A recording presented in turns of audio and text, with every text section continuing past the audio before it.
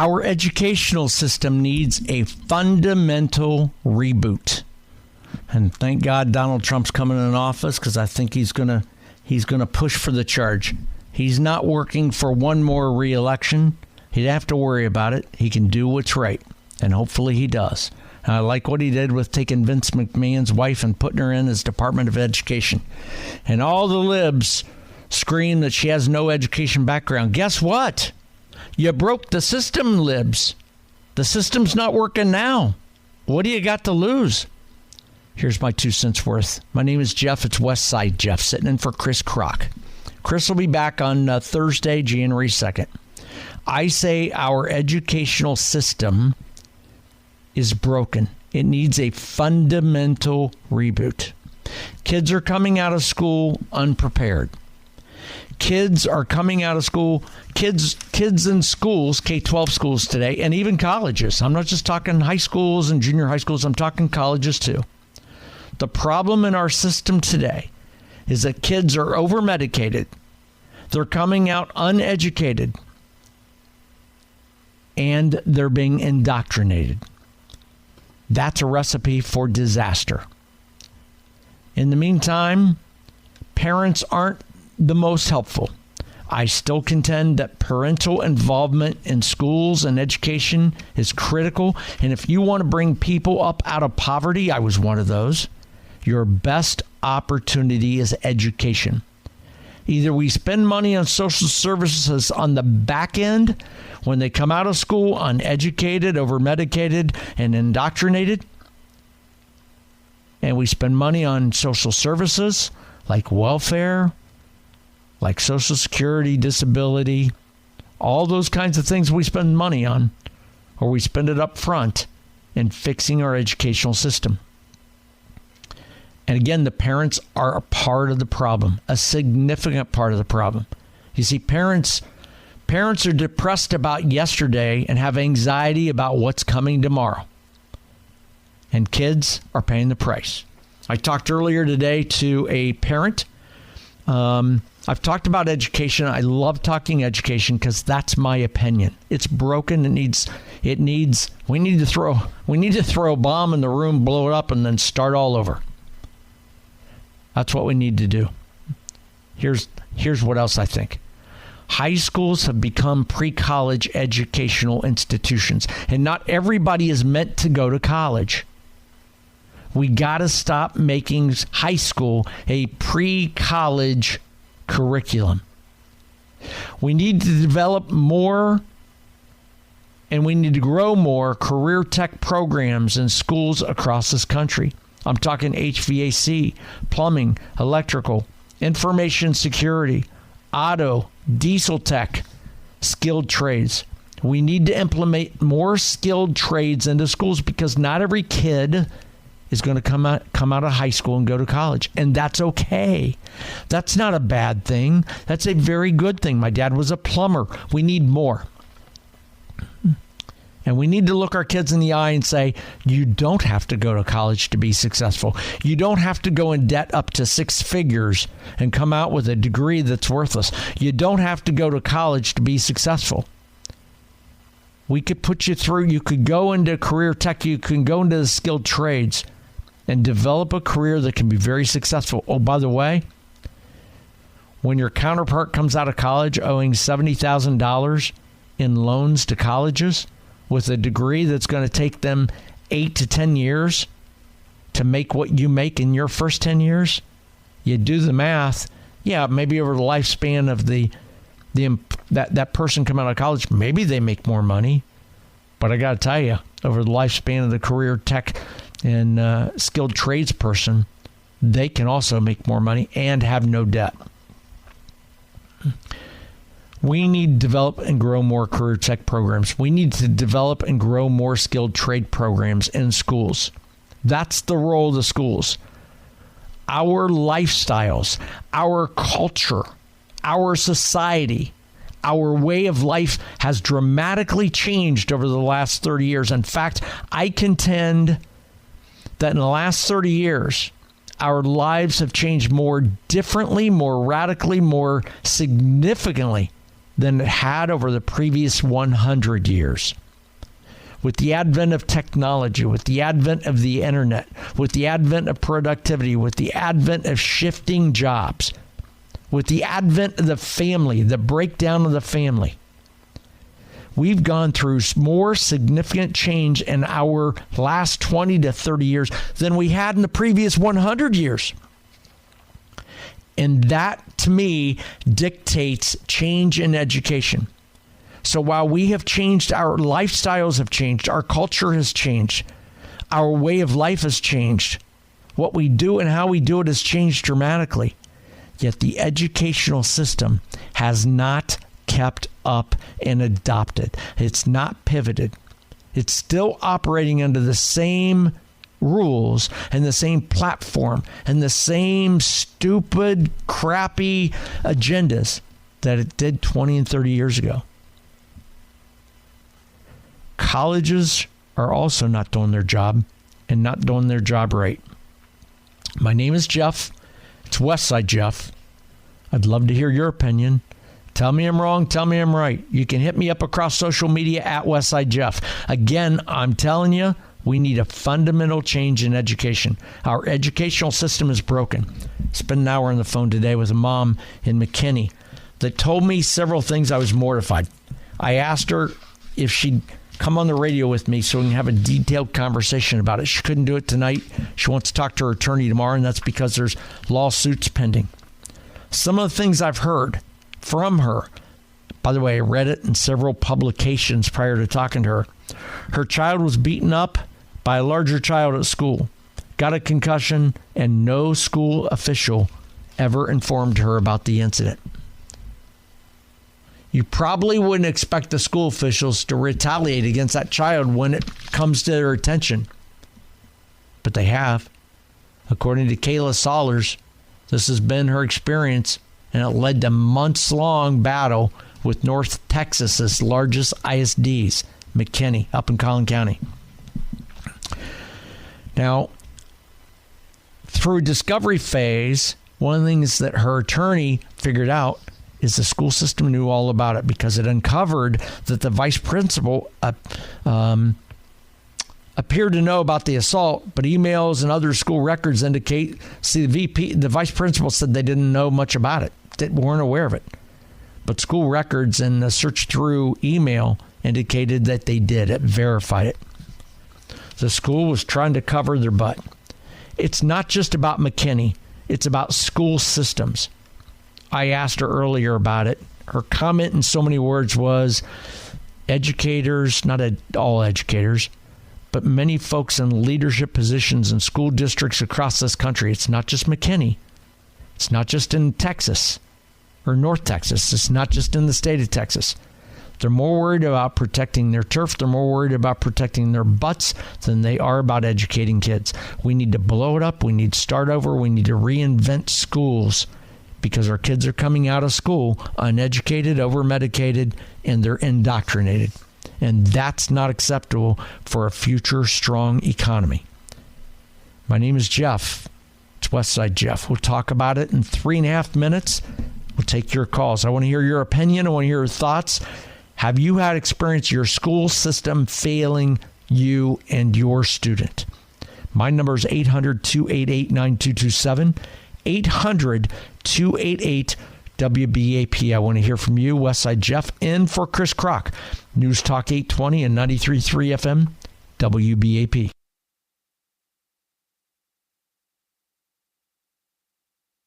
Earlier this week, I talked about, and actually, I think it started actually last week. One of the things I love talking about is education because it's broken. Our system is broken.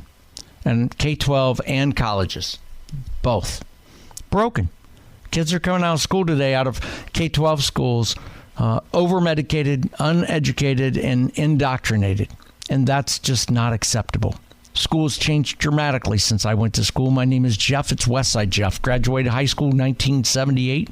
Graduated college 1982. College to me was a high school and college, both.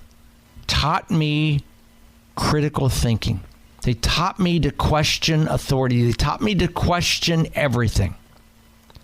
They don't today. Schools today are group think. If you think like we do, you're part of us. And if you disagree with us, and if you don't like what we think, then we will cancel culture you. That's very dangerous. It's not acceptable. I talked about this, I think, last week.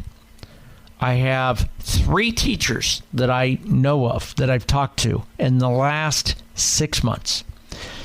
None of the 3 know each other. None of the 3 even teach in the same district, let alone the same city. I didn't prompt the conversation. All 3 of them brought it up independently. So this was not aided. This was not, hey, what do you think about this? Me fishing for something. It just happened to be with 3 individual people, 1 guy, 2 women. All 3 of them independently told me they have students in their class who identify as a cat. They're called furries. All of them went on to say that their school districts have told them they have to refer to the furry by the furry's cat name. Not the given birth name, but the cat name. One teacher in particular told me that he referred to the student by the birth name, not the cat name. And the furry, the cat, the person, or whatever it was, went home and complained to mom and dad and the school district. That went to the superintendent. The teacher got called into the principal's office along with the parents and was almost fired. His job was threatened because he didn't acknowledge that his student was a furry. He didn't acknowledge that the student's new name was whatever the furry wanted. He told me literally during class, the furry purrs like a cat and lashes out like a cat. Those kinds of things. Disruptive against learning. I say that's unacceptable, and I say we need to kick those people out of class. There's no place for that in any school system, period. If you want to be a furry, I say let's move you and ship you to Springfield, Ohio. Remember Trump during the debate saying these Haitians, these immigrants, whatever, coming in, they're literally eating animals? That was all a bunch of crap, by the way. Send them to Springfield, Ohio. There's no room for furries in classrooms. Classrooms are places of learning. And when educational institutions validate it, when educational institutions normalize it, when educational institutions accept that, that's part of the problem. I talked about this a couple days ago. I got a call from a listener named Chad, another one from a guy named Kyle. They both verified exactly what I said. They both said schools are in the wrong place, the wrong direction.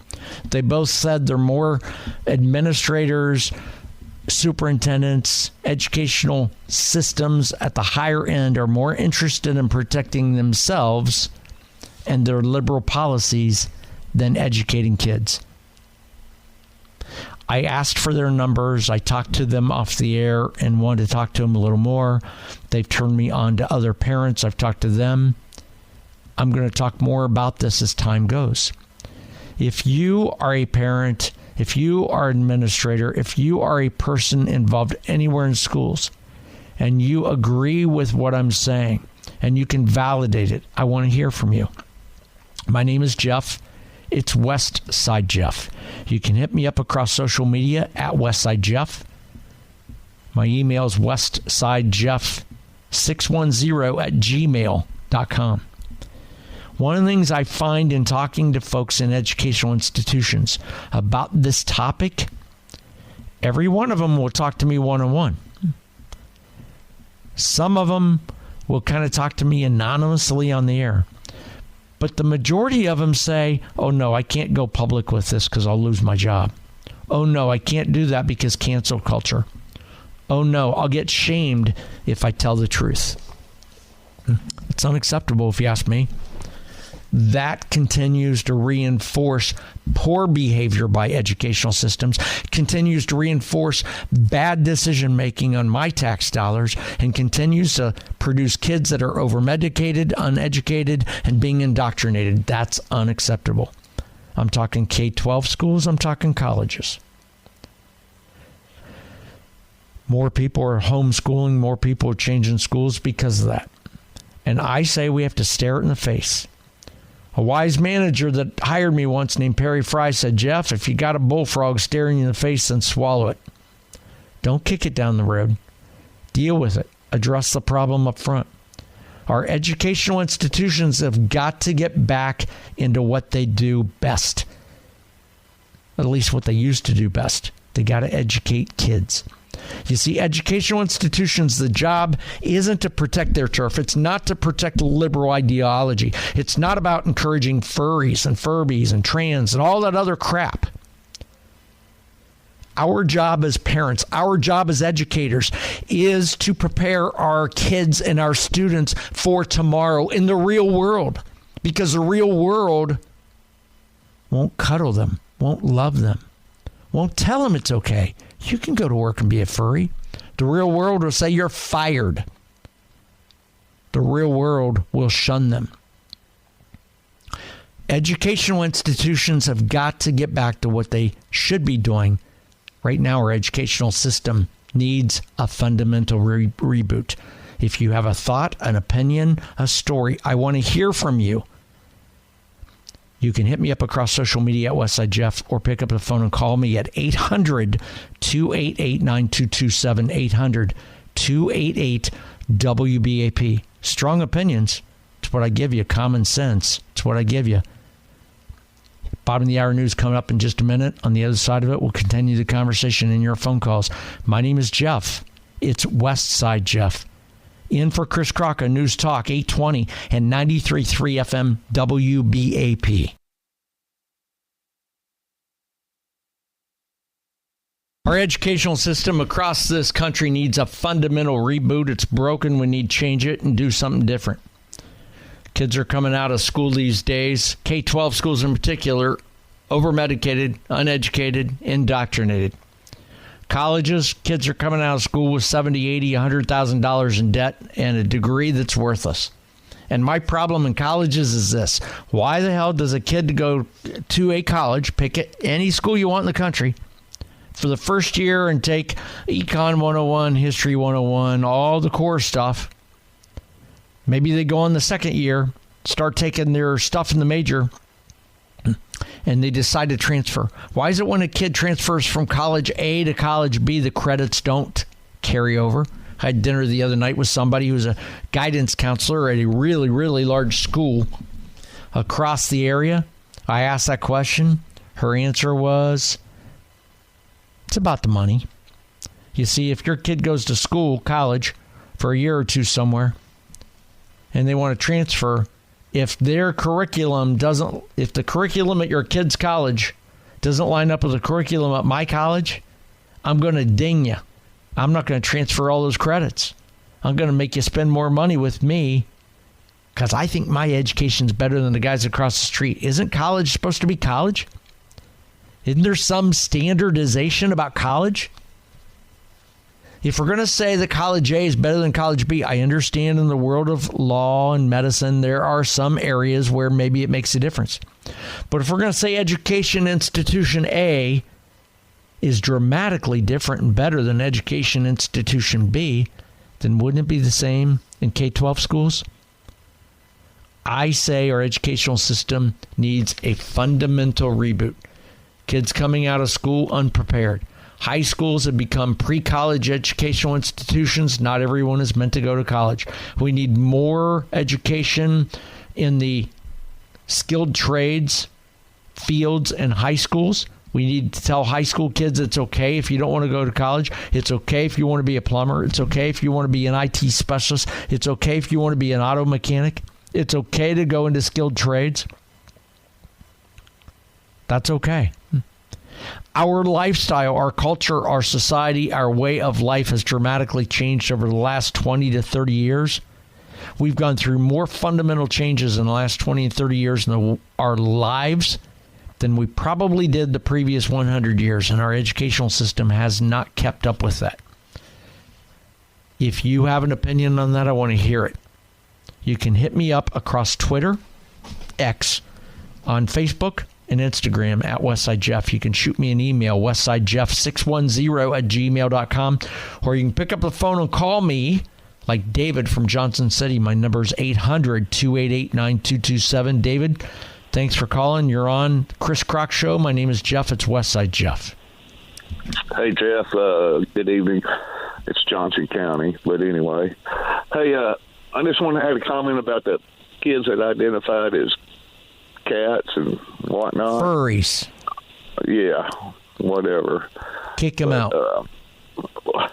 Yeah, well. Smack them in the face and say, wake up, you're a human being. What happens when one identifies as a dog and one identifies as a cat? I say ship both of them to Springfield, Ohio, where supposedly Trump told us at one time that the illegal immigrants were killing them and eating them. Right. Well, that'll pull the cat and the dog out of them. They'll all of a sudden wake up and go, well, maybe I don't want to identify as that. Right. It's gone crazy. It's gone crazy. They're children. They're boys and girls, and that's what they are.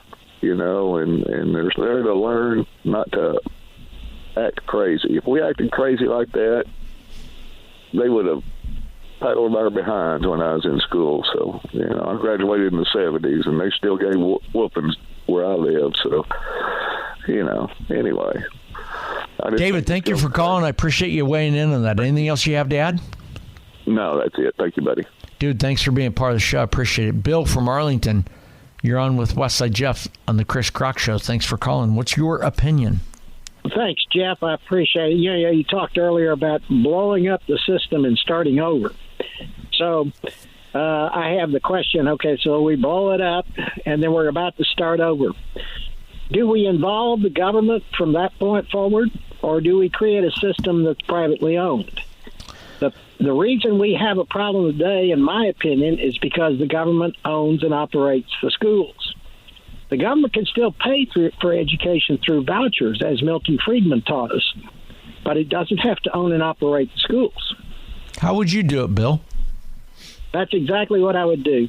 In fact, in the upcoming legislative session, I'm going to be talking to legislators about creating an initial program where the state creates a fund where we loan money to educators, to teachers and staff in schools to buy schools that are surplus schools. In many urban areas in Texas, we now have a much lower enrollments.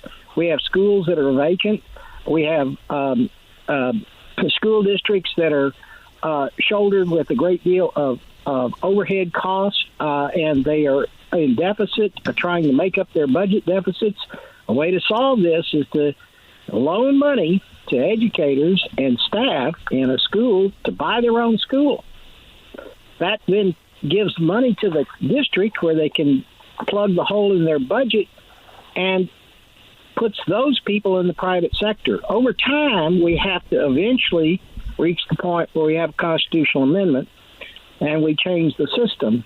But in my opinion, what we should be working towards is having a system in which all the schools are privately owned and we fund them with a voucher. And we don't have regulation that follows the voucher. The problem is the regulation by the government because they go all woke. Historically speaking, America was the most literate country in the world in 1800. I don't know if people really are aware of this. This is because in the colonial period, Americans put a very high value on education. The colonials did. And we did not have any statewide public schools in the United States until the 1830s. And the purpose for creating those schools, there were a lot of purposes, but one of the major purposes was we had a big influx of Catholic immigration, and the Protestant establishment was freaked out by the Catholic immigration, and they wanted to take these Catholic kids and turn them into Protestants. And if you look at the textbooks in the 1800s, they were very religious and Protestant in orientation. Coming along and recreating regulations like that is no different than what we have today with all this woke crap. It's ideological. And we've gone full circle. Bill from Arlington, thank you for calling. I appreciate your opinion. I hear you. I understand you. I can't disagree with you. I'd be curious what other listeners think about that in a reboot, and that is privatize schools and give loans out to privatize it and take ownership of it. I still think the curriculum needs change from the top down. I think the curriculum that's being taught in schools today is fundamentally very similar to what it was 35 and 40 years ago. I don't think it's dramatically changed. Yet our lives and what we deal with has dramatically changed. Our job as educators is to teach our kids to be adults, make adult decisions, and prepare them for a career. It's not doing that today. It's not doing it. Need to break it up, need to do something different because it ain't working. It ain't working.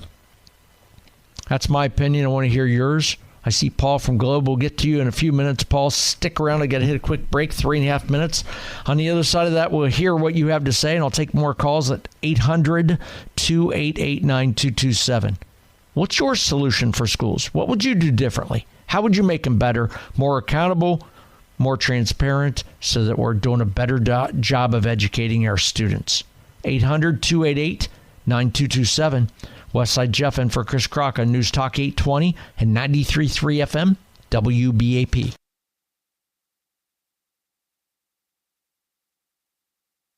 Just a little while ago, the equivalent of Mike Johnson and the Republicans and the Democrats up on the Hill in Congress agreed on a bipartisan spending deal bill that would keep the government operational through March 14th.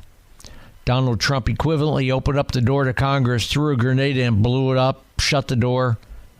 After it blew, he opened the door to see who was alive, because he told them, nope, start over. It's crap. Don't like it. It really made a statement today up on the Hill. Give me 14 minutes. We'll talk about that at the top of the hour news. My name is Jeff. It's Westside Jeff in for Chris Crock. Chris is back on Thursday, January 2nd. He is taking some time off. He filled in earlier for Casey. So he'll be back in the seat January 2nd, though. I'm Westside Jeff. I'll be here until then. We're talking about education. Educational system is broken. It needs a fundamental reboot. What's your opinion of what I'm talking about? Paul, you there? I don't hear Paul. I'm here. Okay, Paul, go ahead. All right, Gotcha. I'm a substitute teacher, and I see it every single day. It is a crisis beyond description, and I could write a book on what is wrong and what is needed to fix it. Believe me, I got a front row seat. And I can tell you right now, everything you've been saying, but the cell phone is a big problem. In fact, the entire computer video thing. In the old days, students got their knowledge through their parents, through their teacher. Now they just go right around the parent, right around the teacher. Each one of those little darlings is worth $4,000 to the school. They cater to them. They have the rule book, but nothing's enforced because they've got to get the attendance, to get the bonuses, and they will let the kids basically circumvent the rules, use their cell phones. The dress code doesn't matter. It's about the money. And it's the saddest thing I have ever seen. And I have been an educational advocate my whole life.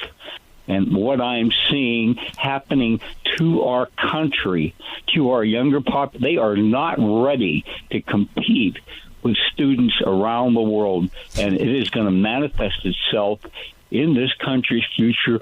We are going to be taken by surprise, and the fundamental problem is a complete breakdown of our educational institutions, our family structure, and this woke culture. And I can go on and on, but I won't. Paul, let me ask you this. Thank you for calling. You're a sub-teacher.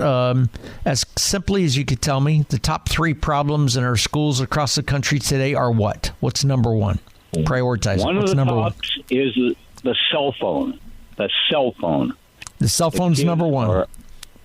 Yep, it's right up there. Number 1. The other is a breakdown of the American family, with the absence of fathers.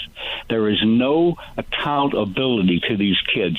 They come to school, it's obvious they have no standards. Nobody's ever told them no or disciplined them. They bring those problems right into the school. Number 3, the money culture. The kid is worth at least $4,000 a piece just if he shows up.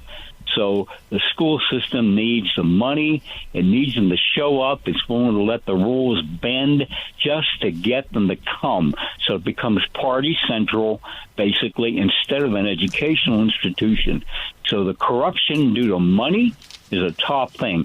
Somehow we've got to get our priorities straight and make education an important thing, not the money, not the cell phone, and somehow the American family has got to be restored, particularly the influence of good fathers in these families. How's that for the top 3? I like it. I got to tell you, Paul, it's interesting you say money is number 3. My name's Jeff, and my story, I was born and raised in Columbus, Ohio, and about 10 years ago up in Columbus, Ohio, Columbus City Schools, this was a national story, got caught in a data scrubbing scandal. What was happening is teachers were actually grading students in Columbus City Schools. Many of them were getting Fs, but then teachers found out after the fact. They looked at grades and saw these kids are graduating. Many of the teachers asked high school teachers asked their principals about it. The principals said, talk to your red. It's a regional director. The red said, talk to the principal. What was happening is the principals and reds were changing the scores in the back end before they got posted so that they'd graduate, so they'd get that $4,000. Actually, it was $8,000 per student. That was a national story and a real problem. You got it. You nailed it, and that is going on right now as we speak. I think it's going on in our schools across Dallas, too. Paul, I got to go. I got a top of the hour break. I appreciate it. I want to continue to talk about this story. I will continue to talk about education. Make sure to tune in to me the next couple weeks, because I'm actually going to be talking to a parent some point in time, hopefully, about this. And I want to hear from parents and teachers alike. If you got stories like that to validate it. See, parents don't know this is going on. The voter doesn't know what's going on. Taxpayers don't know what's going on. They hide it from you. Schools are hiding as much as they can from you. They don't want you to know it. If you're aware of it, know it. I'd love to hear from you. You can shoot me an email, westsidejeff610@gmail.com, or you can shoot me a note across social media at westsidejeff.